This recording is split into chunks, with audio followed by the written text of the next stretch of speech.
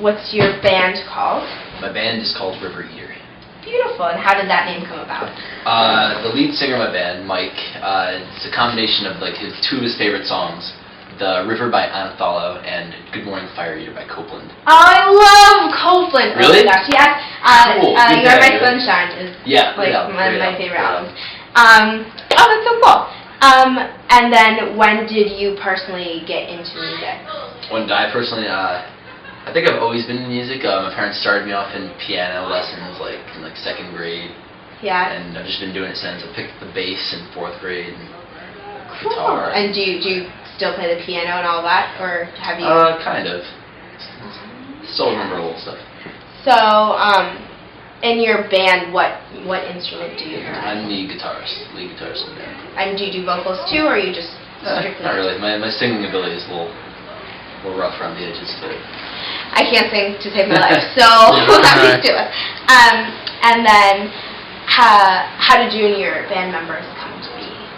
Well, the bass player and the drummer / singer Mike are two of my best friends from high school.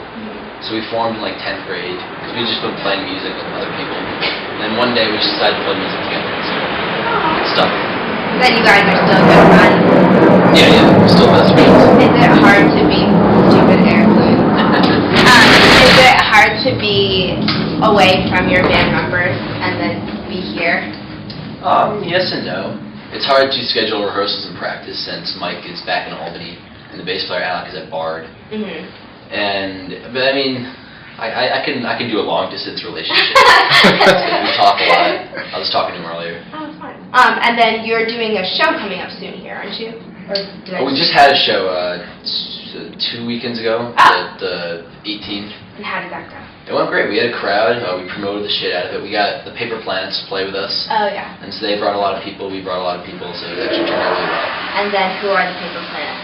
Paper Planets is my best friend here, Eli. His band from home, Woodstock. And they're like a reggae rock band. They're really good. We listened to them. Yeah. They were good. They like that too. And then for you personally and for your band, who are some of your inspirations or people you really look up to? My band, we listen to a lot of Radiohead. We all are into that, and that really shows in our music. Then the basics: Fleet Foxes, Grizzly Bear. Like I said, Copeland. And for me, I'm a classical major, so I listen to a lot of classical music. So Mozart and Beethoven are in there, but everything since then. And then we listened to your SoundCloud a little bit. It was really interesting. I thought it had the classical notes, but kind of mixed with this kind of new agey, interesting sounds. It was just really cool. It was really cool. It was just I don't really know how to describe it, and it was just really interesting. So what inspires that kind of music? Well, I'm glad to hear you say that. I mean, I think that was what I'm going for in my own sound as a composer. But personally inspired, I would say George Crumb, the contemporary composer, George Ligeti, other contemporary composer. Names from the 20th century that no one would recognize outside the program. Okay. Do you have any other questions? I mean, we have more questions, but do you have a question? Not yet. Okay. What are some of your accomplishments?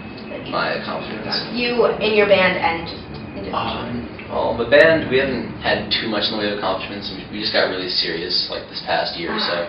So right now we're just focused on playing shows, and we actually have an EP that's about to drop. Oh, good. When's that gonna? Probably by April. And is that gonna be on SoundCloud, or is that gonna be on? It'll be on the internet somewhere. Okay. I'm sure you'll hear about it. If you let us know, we'll plug it in. Is there a particular show for you, just personally, or for your band that you thought was really significant, or that just was fun or memorable?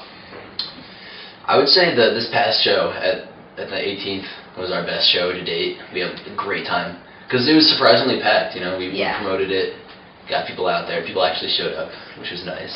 That's always good. A lot of energy. It's great to play for a crowd. Oh, that's so cool. And that was that your biggest? And was that your biggest show? Sorry. I think arguably our biggest. Nice. And when you do play shows, they're usually at home, where you guys live, or? Well, since being here, we played a show last semester. That wasn't nearly as big as the one we did this semester. But yeah, we play a lot of shows in our hometown, Albany.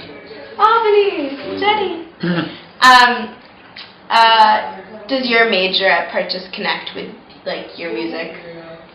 Absolutely. I'm a classical composition major, so I mean, it's the craft of composing. Yeah. And that can be applied to all music, if anything. And then how does Purchase help you explore your music? Well. Or does it? I think it does. I mean, the program I'm in is really good because they have this ensemble called the Purchase New Music Ensemble, which allows all the composers to get their works performed once per semester. Oh, cool. Which is, a lot of schools don't have that, like a built-in performance opportunity. And have you done that yet, or is that at the end of the year? Yeah, last semester I had one, and this semester I have another one. So Oh, so that's a lot. Yeah, it's great. That's really cool. And so what do you do in your major, just like daily? What are your kind of like I classes? take like the core music classes, music theory, history, like singing classes, Really? performance classes. Singing classes? Yeah, to like test your ability to like sing from a page. Oh, wow, that'd be really difficult. Yeah. Well, I would not do so hot. That's why we're journalism majors. Journalism. How has Purchase influenced your music, or has it influenced your music? That's kind of similar to last. I honestly don't know if it has a lot yet. So I mean, my personal music, my influences come from my private teacher, but not necessarily from Purchase as a whole. And my band, we haven't really been here. I'm the only one that goes here, so Yeah. can't really say we've been influenced. And for when you say private teacher, just he helps you along, or what do you mean by that? Yeah, I mean it's through the program I'm in. Yeah. He's my private study, and he gives me a lot of pointers. We talk about music. He gives me things to listen to. So naturally, like his influences rub off on me. Yeah. Through my own Gotcha. influences. What's the worst and best part about being a musician at Purchase? Being a musician at Purchase, well, the best part is that there's a lot of chances to play. The worst part, there's a lot of bands to play. Yeah. That are playing. What are some of the other bands that you like at Purchase? The Active Estimating is Worthless is my favorite band at Purchase, I would say. What is that? They're honestly, I don't even know where half the members are from. I know one girl's not from Purchase, one person is, you are. But they're like a really mellow indie rock band. Oh, fun. They sound like Moldy Peaches, if you know them. Yeah. Oh, That's that's good. interesting. And they recently just had a CD release show last Oh, really? Friday, and I went to that. And was that at Purchase? Yeah, the Oh, Stude. cool. Do you like playing at the Stude? Yeah, Stude's a great venue. Really? Yeah, it sounds cool. Did you play in the big part or the little room? Both times we played in the main stage. Oh, fun. Yeah. Sorry. It's called Whitson's. Sorry. Which- Sorry. Those are my Purchase terms. And then, what do you think of the music being produced by other freshmen?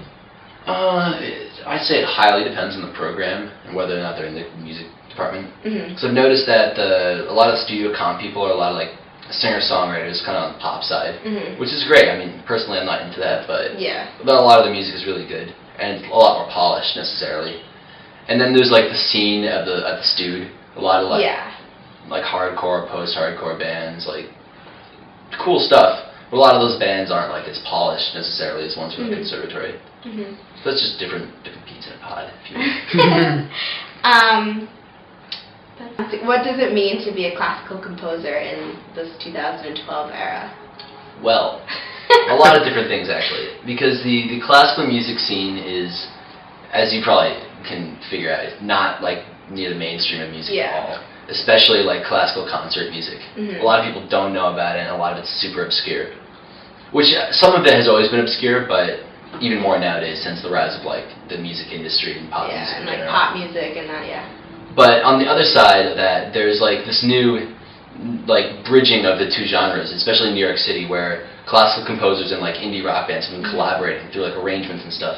And a lot of the times they end up doing both types of music and it becomes like blurred. So I think for me that means that I want to do both, like my band, the pop side of it, and the classical music, and try to merge that. So I think that's really where music's going nowadays. It's one big converging point in the future. Fun. Do you go to New York City a lot to see shows? No, I'm broke. Purchase life, college life. That's interesting. Merging music. I feel like that. Like a lot of the other Purchase music we've heard, we listen to like Ace. Oh, Ace. Ace music. We listen to Evan Shortstand's. and just like a couple others, and it was very. They were they were all very different. Mhm. But there's just lots of like different like undertones to the different types of music. They had like the beats that are all over and like mixed with like weird noises on top. Not weird, but just interesting noises and like people speaking. So it's interesting how the merging's kind of just all over the place. Yeah, I mean, I know from at least electronic music, it already has been like fused with classical and electronic music for a while. There are composers like Philip Glass, like Brian Eno, they're taking like the ambient side of the classical genre and merging into like beats and production. Yeah, It's really so interesting. Yeah, no, I think it's so cool where that is going. That kind of like classical with beats. What's the typical reaction you get when you tell people you're a classical composer major? Wow, that's so cool. So you write like Beethoven? And then I'm like, yeah. So it depends on the person, if I feel like explaining it or not. A lot of people just aren't aware what classical music is nowadays. And what would you say that your definition of classical music is? Oh, that's a hard one. Very far from what it was. Very far from what it was. I mean, it's been going on so long as an art form of concert music that composers have lost opportunities of experimentation in the traditional forms like harmony, like regular structure of music. So they've tried to experiment even more to create and to keep this art form going and keep it progressing. And that's just resulted in really, really weird music that a lot of people don't like. I can't say I like all of it. Some of it freaks me out. Are there any big composers? Like, I'm trying to think about like if I know any like classical composers. Well, there's Bach. Beethoven. But like no, but like besides that are like contemporary. Just because I feel like that hasn't come back yet. No, not at all. I think it's one. coming back though. You should look up Philip Glass. Philip Or Glass. Steve Ray. Philip They're like Glass. the two classical composers that are coming back into mainstream now through their collaboration. Interesting. Very interesting. Philip Glass. What's your favorite thing about Purchase? Favorite thing about Purchase? If there is. See, not the architecture, not the food. Oh God. Oh God. Definitely my program. I love my program a lot. And do you think you're gonna stick with Purchase for the next couple of years? Yeah, oh, definitely. So many good opportunities. Gotta take them. Do you get any type of like internships, or are there like notable faculty members? Oh yeah, in the classical world, the faculty members are well known. Really? And there's no internships through the program, but outside like the specific program, like I receive emails from the director of the program like every once in a while with opportunities. And I responded to one of them a couple weeks back, and I got an internship opportunity at this like chamber ensemble in the city. Wow. Wow, that's so cool. That's sick. Sick. It is sick. No, it's super cool. If you had to date a celebrity, who would it be?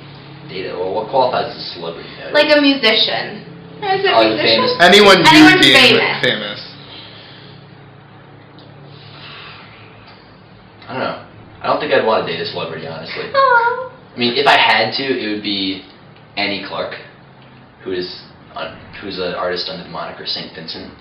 Oh. She's like a jazz, like fusion indie rock. That sounds It's cool.